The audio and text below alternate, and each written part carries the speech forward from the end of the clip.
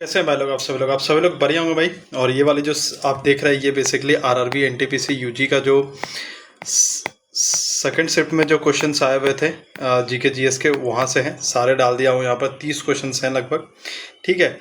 और अभी ये 2 पार्ट में आएगा, पार्ट 1 एंड पार्ट 2। अब आप बोलोगे क्यों? क्योंकि भाई मैं नहीं चाहता कि मैं सिर्फ आंसर लूँ और सीधा आंसर ऐसे मार करके नीचे बढ़ जाऊँ। मैं आपको एक एक चीज़ एक्सप्लेन भी करता जाऊँगा, जहाँ पर इंपॉर्टेंट चीज़ है वो एक्सप्लेन करूँगा, ताकि जून में अगर उससे क्वेश्चंस बने उस टाइप के तो आप लोग को बेनिफिट हो जाए, ठीक है। और ये वाला जो पीडीएफ है टेलीग्राम पे डाल दूंगा मैं, तो वहाँ से आप लोग ज्वाइन कर लीजिएगा। टेलीग्राम का जो लिंक है वो डिस्क्रिप्शन बॉक्स में दिया हुआ है, चैनल प्रोफाइल में आपको मिल जाएगा। और जो नाम है टेलीग्राम का वो है रूपेश ऑन ड्यूटी, तो वहाँ से भी आप लोग जुड़ सकते हैं।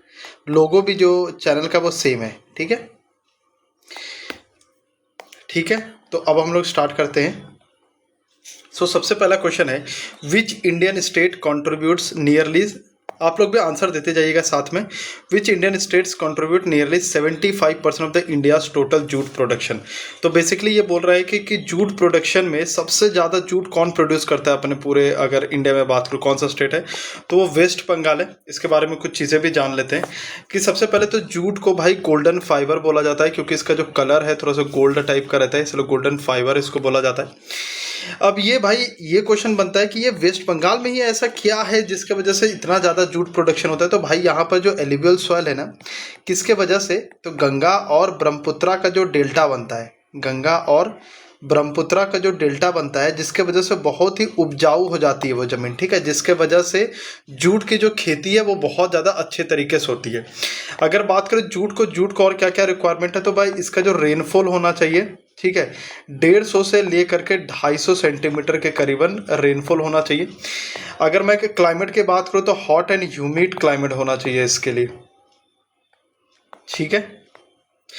यहाँ पर देख सकते हो कि West Bengal is India's largest producer of jute due to its fertile alluvial soils, humid climate and abundant water supply. मतलब वही अपना जो गंगा और ब्रह्मपुत्र के कारण। यहाँ पर भी मैंने लिख दिया है कि पश्चिम बंगाल भारत का सबसे बड़ा जूट उत्पादक राज्य है। यहाँ के जल और मिट्टी और आर्द्र जलवायु और पर्याप्त जल उपलब्धता जूट की खेती के लिए अनुकूल है। तो ये हिंदी में भी है, इंग्लिश में भी आपको चीज़ें मिल जाएगी।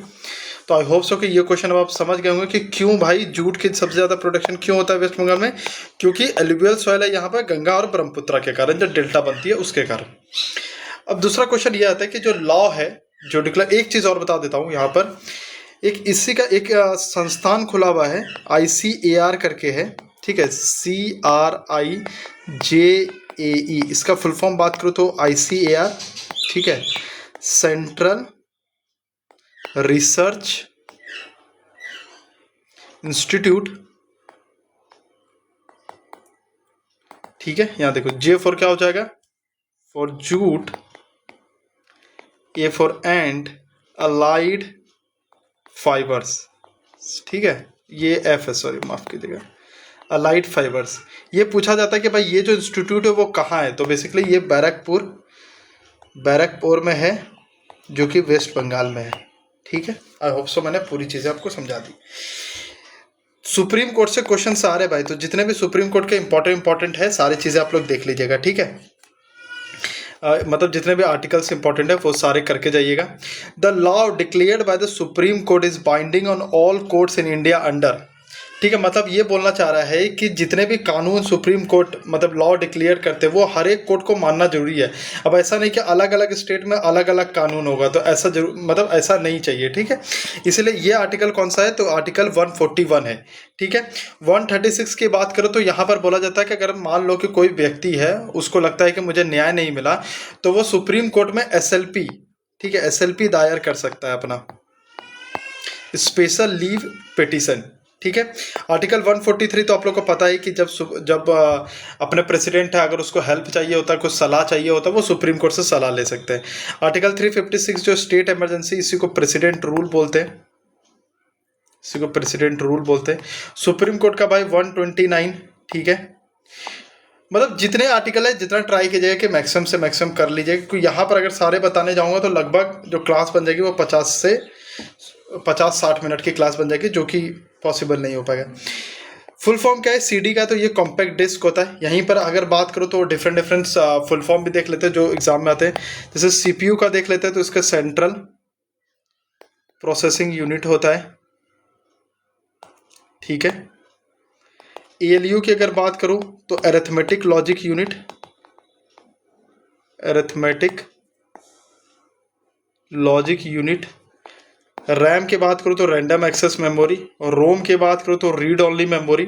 डीवीडी की अगर बात करूँ, डीवीडी का किसको किसको फुल फॉर्म पता है एक बार कमेंट में जरूर लिखिएगा, ठीक है। वैसे मैं यहाँ पर बता देता हूँ, डिजिटल वर्सटाइल डिस्क। HDD का, क्योंकि ये सारे क्वेश्चंस आ सकते हैं भाई लोग, ठीक है। हार्ड डिस्क ड्राइव, ठीक है। फिर SSD का, सॉलिड स्टेट ड्राइव। USB का बात करते हैं, यूनिवर्सल सीरियल बस, ठीक है। GUI जो ग्राफिकल होता है, ठीक है, graphical user interface, graphical user interface. ASCII का अगर बात करूं, अब देखो एक चीज़ और आपको समझाता हूं, ठीक है, यहीं पर मैं समझाते हुए चलूंगा। अमेरिकन स्टैंडर्ड कोड, ठीक है, for interchange information, interchange information. अब देखो बेसिकली ASCII का रिक्वायर्ड क्यों पड़ा, एक्चुअली मान लो मेरे पास कोई इन्फॉर्मेशन है, ठीक है, मेरे पास कोई इन्फॉर्मेशन है, मुझे आपको वो इन्फॉर्मेशन देनी है, आपको इन्फॉर्मेशन देनी है, लेकिन हमारा जो लैंग्वेज है और जो आपका लैंग्वेज है वो चेंज है, ठीक है। तो भाई अब हम लोग कैसे इन्फॉर्मेशन देंगे, क्योंकि जो मैं बोलूंगा आप वो नहीं समझोगे, जो आप बोलोगे वो मैं नहीं समझूंगा। मतलब यहाँ पर जो A की वैल्यू है, यहाँ पर जो B की वैल्यू है, यहाँ पर जो A की वैल्यू है, यहाँ पर जो B की वैल्यू कोड में है, वो अलग अलग है, डिफरेंट डिफरेंट है। तो अब मैं कुछ और समझूंगा, आप कुछ और समझ जाओगे उसके बारे में, है ना। तो इसीलिए एक कॉमन कोड बनाया गया सभी के लिए। एक मिनट भाई लोग,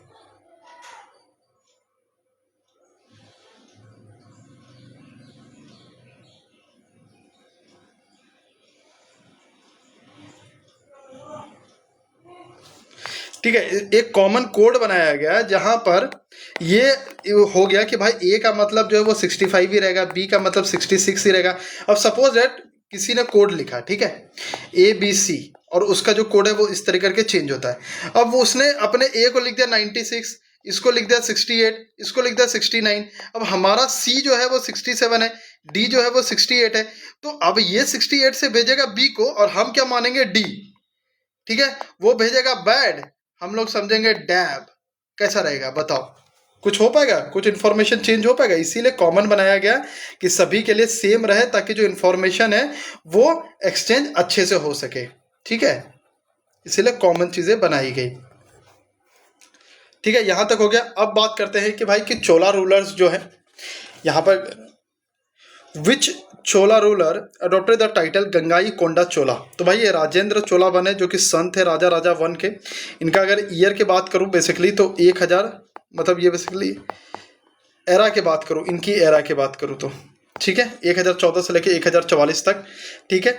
बेसिकली ये जो गंगाई कोंडा चोला देख रहे हैं आप, इन्होंने टाइटल इसलिए लिया था क्योंकि ये गंगा के मतलब गंगा क्षेत्र पर अपना विजय जब प्रभाव किया इसने, तो उसके स्थापित के लिए इसने सबसे पहले तो टाइटल लिया। और एक चीज उन्होंने किया, उन्होंने क्या, एक टेम्पल बनवाया। कौन सा, गंगाई कोंडा चोलापुरम।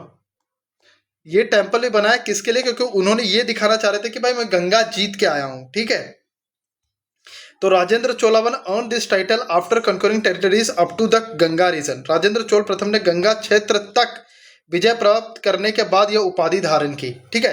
एक क्वेश्चन और बनता है यहाँ पर, एक क्वेश्चन तो पहले आप ये मुझे बताओ कि बृहदेश्वर टेम्पल जो है ये कहाँ है। ये क्वेश्चन आपके लिए रहेगा, मेरे लिए, ठीक है। आप ये क्वेश्चन का आंसर दीजिएगा कहाँ पे है। और दूसरा चीज ये कि भाई एक चीज बार बार पूछा जाता है कि नौसेना सबसे ज्यादा अगर बात करूं किसकी ताकतवर थी, तो वो चोला डायनेस्टी की थी भाई, ठीक है। तो ये क्वेश्चन बनता है। The first international environmental conference कहाँ पे ऑर्गेनाइज हुई थी, तो ये स्टॉकहोम में ऑर्गेनाइज हुई थी, जो कि स्वीडन में है, जिसका जो ईयर है 1972। इसी के बाद UNEP यानी यूनाइटेड नेशन इन्वायरमेंट प्रोग्राम, जो कि केनिया नैरोबी में है, स्थापित की गई, ठीक है, नैरोबी स्थापित की गई थी, ठीक है। मतलब बेसिकली क्या था, ये क्यों हुआ था, इस कॉन्फ्रेंस से पहले ना इन्वायरमेंट को कोई मतलब इन्वायरमेंटल पे अगर कोई असर हो रहा है तो कोई प्रॉब्लम नहीं मानता था, ठीक है। लेकिन इस कॉन्फ्रेंस के बाद अब ये वर्ल्ड वाइड प्रॉब्लम बन गई। मतलब अब इस चीज़ के लिए भी रूल बनना शुरू हो गया कि भाई क्या पेड़ कितने कटेंगे, कहाँ लगेंगे, कहाँ कितनी पॉल्यूशन जाएगी। तो ये सारी चीज़ों के लिए अब यहाँ से स्टार्ट हो गए 1972 से, ठीक है।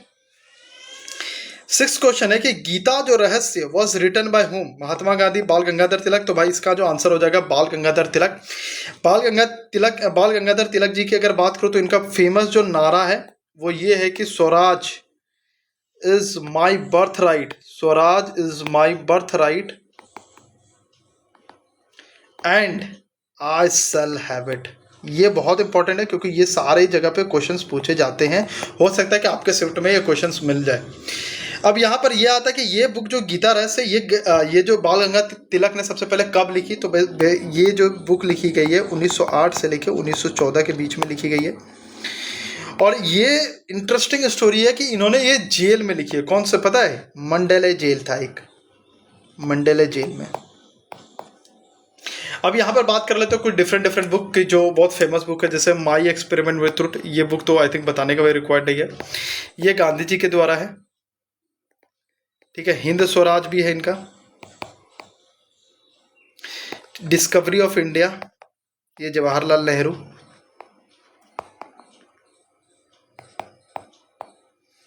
जवाहरलाल नेहरू।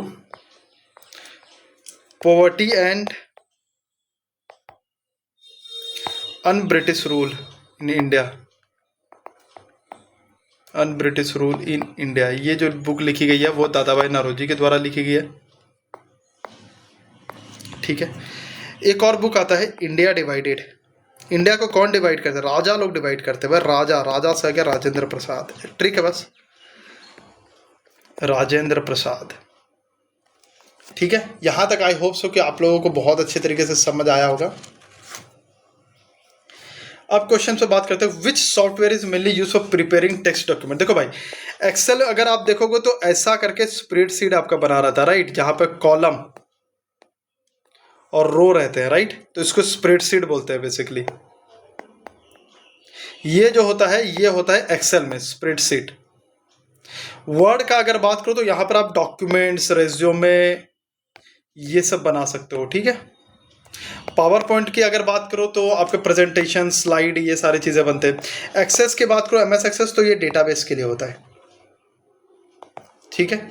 यहीं पर दो तीन चीज़ एक्सटेंशन का भी बता देता हूँ क्योंकि एक्सटेंशन से क्वेश्चन बनते हैं। पहले जो 2007 से पहले जो एक्सटेंशन बनता था ओल्ड फॉर्मेट और न्यू फॉर्मेट में अगर बात करो आफ्टर 2007, एक सेकेंड है, पहले था DOC, अब हो गया है DOCX। बात करते हैं कि एक्स क्यों आया है और इसका इंपॉर्टेंस क्या है। XLS अब हो गया है XLS, ठीक है। PPT अब हो गया PPTX। जब X लगा तो इससे क्या क्या फ़ायदा हो गया कि जितने फाइल, सपोज अभी मेरा 1024 MB का एक फाइल है जो कि 1 GB, अब वो फाइल घट के कितनी हो जाएगी? मान लो 500 GB, 500 MB, तो घट गई ना, फ़ायदा हो गया ना हमें। डेटा रिकवरी बेटर हो जाती है। मान लो डेटा, जैसे मान लो आपने कोई चीज़, आप फाइल लिख रहे थे और सडनली लाइट चली गई, जब आप खोले तो आपका सेव नहीं था, लेकिन डेटा आप रिकवर कर सकते हो इसमें बहुत आसानी से। आप बार बार देखते हो कि यार कि आपकी जो फाइल होती है ना वो करप्ट हो जाती है, ठीक है, करप्टेड फाइल हो जाती है। तो इससे जो मतलब जो करप्टेड वाली प्रॉब्लम थी, इससे वो प्रॉब्लम खत्म हो गई, ठीक है। और जो डेटा अभी मैंने आपको बताया कि जो 1024 MB में हो रहे थे वो 500 MB में हो गए, तो डेटा जो है वो कंप्रेस हो गया, ठीक है।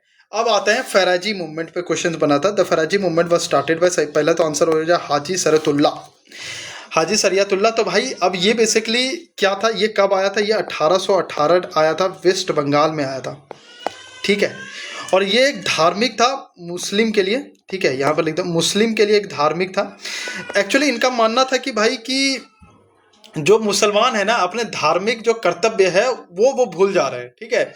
इसलिए उस मूल सिद्धांतों को बचाने के लिए उन्होंने ये चीज़ें शुरुआत की, फराजी मूवमेंट, ठीक है। वो फराजी मूवमेंट जब इन्होंने शुरुआत की तो इसका जो कंटिन्यू किया, इसका बेटा ने कंटिन्यू किया। बेटा का जो नाम था वो दुदू मियाँ नाम था, ठीक है। तो the movement begin in Bengal in 1818 to reform Muslim society and oppose social evils. ठीक है। Which article prohibit dual citizenship, तो भाई ये 9, आपको मैं सारे बता देता हूँ, 5, 6, 7, 8, 9 और जो इंपॉर्टेंट है 5 तो वही है कि कंटिन्यूस आपका रहेगा अगर आप पहले से हैं तो यहाँ पर, तो ये वाली तो छोड़ ही दो। 6 जो बात करता है भाई, बात करता है कि अगर सपोज दैट आप पाकिस्तान में पहले थे फिर इंडिया आ गए, ठीक है, यहाँ पर था कि आप इंडिया में थे फिर पाकिस्तान चले गए, फिर आपका मन हुआ चलो इंडिया वापस आ जाते, तो तब का आपका सिटीजनशिप क्या होगा। 8 जो है मान लो आप इंडिया में हो और अब आप चलोगे अब्रॉड, चले गए अमेरिका में बस गए, यूके में बस गए, ऑस्ट्रेलिया में बस गए, तब क्या होगा।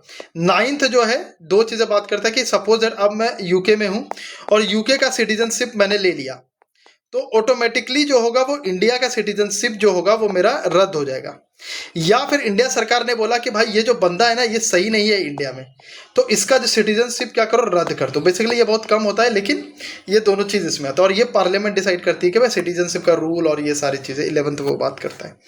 तो पर्सन वॉलंटरली अगर जानबूझ के एक्वायरिंग कर ले फॉरेन सिटीजनशिप तो वो इंडियन सिटीजनशिप को लॉस मतलब लूज कर देता है। ठीक है, तो यही था। वर्ल्ड का first disable astronaut candidate John McFall कहाँ का है भाई, तो ये यूके का। ये क्वेश्चन क्यों दिया गया था, क्योंकि ये फर्स्ट पर्सन है, तो जितने भी फर्स्ट पर्सन बेस्ड क्वेश्चन है तो वो सारे भाई लोग आप लोग कर लीजिएगा। ठीक है। Which tree is a typical example of deciduous forest, तो डेसिडुअस फॉरेस्ट की अगर बात करूं तो कौन कौन से एग्जाम्पल है। सबसे पहले बात करते हैं, जैसे यहां पर हो जाएगा टिक, इसकी बात कर रहा हूं, ठीक है, इसकी बात कर रहा हूं, टिक, साल। पाइन की अगर बात करो तो भाई ये माउंटेन फॉरेस्ट है, हिमालयन मतलब माउंटेन फॉरेस्ट, ये भी वहीं का आ जाएगा। ठीक है, ये भी सेम वहीं का आ जाएगा। ठीक है, अब यहाँ पे बात कर लेते हैं जैसे कि क्या क्या होता है ट्रॉपिकल, जैसे एक होता है ट्रॉपिकल एवरग्रीन, यहाँ हमेशा बारिश होती रहती है। यहाँ पे आ जाएगा इवोनी रोजवुड, कुछ कुछ एग्जाम्पल्स आपको बता देता हूँ। रोजवुड, ट्रॉपिकल डेसिडुअस तो वही हो गया, टिक एंड साल। ठीक है, फिर आ गया थोर्न फॉरेस्ट, बाबुल। माउंटेन का तो अभी आपको बताया ऊपर में जितने थे माउंटेन थे। मैनग्रोव का अगर बात करो तो सुंदरी। ठीक है, what is the acai unit of force, तो भाई ये न्यूटन है। ठीक है, इसमें ज़्यादा नहीं बोला क्योंकि ये देखो जैसे ये पावर का है, ये पास्कल प्रेशर का है। जूल आपको बताना है कि जूल भाई किसका है। ठीक है, थोड़ा मैं हिंट दे देता हूँ, ई से है। ठीक है, who appoints the railway minister of India, तो भाई अब इस पे भी आंसर देखो, अपॉइंट्स बताता हूँ, प्राइम मिनिस्टर सजेस्ट करता है भाई कौन बनेगा, अपॉइंट जो करता है वो प्रेसिडेंट करता है। ठीक है, अपॉइंट प्रेसिडेंट करता है, तो पीएम एडवाइस देता है, अपॉइंट जो है वो प्रेसिडेंट करता है। ठीक है, the president appoints prime minister on the advice of prime minister. Which city hosted the global summit of women 2025, तो क्योंकि ये वुमेन से रिलेटेड था ग्लोबल समिट, इसीलिए ये क्वेश्चन इंपॉर्टेंट बन जाता है, जो कि बर्लिन जर्मनी में। यहाँ पर देख लो इंटरनेशनल समिट से कितने क्वेश्चन आ रहे हैं, देख लो। द रूलिंग पीरियड ऑफ राजा सुल्तान, तो भाई ये 1236, क्योंकि ये पहली एंड ओनली प्रोमिनेंट जो वुमेन रूलर थी दिल्ली सल्तनत के, यही थी। ठीक है, इसीलिए इस पे क्वेश्चन बना है। तो दिल्ली सल्तनत तो ऑलरेडी मैंने आप लोग को करवा दिया है, तो वहाँ से भी आप लोग जाके चेक कर लीजिएगा। बाकी आज हम लोग यहीं तक रखते हैं चीज़ें। ठीक है, कल हम लोग ये सारे कर लेंगे, कल मतलब पार्ट 2 जैसे वीडियो आएगी उस पर कर लेंगे ये सारी चीज़ें। और 100 लाइक होते ही ये वाली जो PDF है वो मैं अपने टेलीग्राम पर डाल दूंगा, तो सब्सक्राइब करके रखेगा। जय हिंद, जय भारत।